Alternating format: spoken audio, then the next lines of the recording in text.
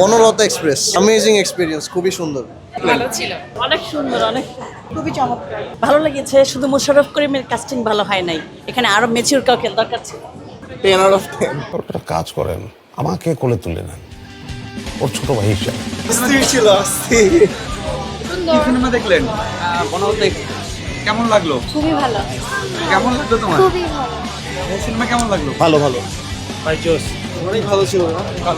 Hello, দারুণ দারুণ দারুণ। এই বিশাল বড় বড় গ্রেট গ্রেট গল্পগুলোকে একদম স্কুল থেকে ছোট করে নিয়ে আসছে, কিভাবে আনলো? অসাধারণ। সিনেমা কেমন লাগলো? অনেক বেশি ভালো। 10-এ কত লাগছে? 10। সিনেমা কেমন লাগলো? খুবই ভালো ছিল, খুবই এন্টারটেইন ছিল। কার অভিনয় সব থেকে বেশি ভালো লাগছে? মোশাররফ করিম অবভিয়াসলি।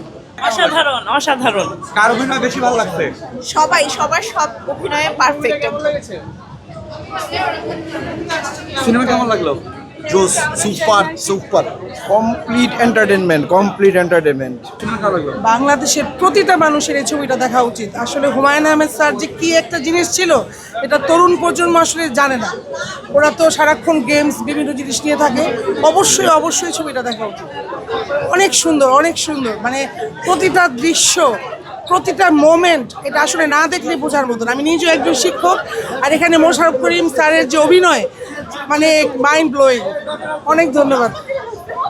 সিনেমা কেমন লাগলো? ভালো ভালো, সিনেমা কেমন লাগলো? অনেক সুন্দর, সেরা। অ্যামেজিং ভাই, অনবদ্য, সম্ভব সুন্দর। খুবই ভালো। 10-এ বেস্ট ভাই, বেস্ট।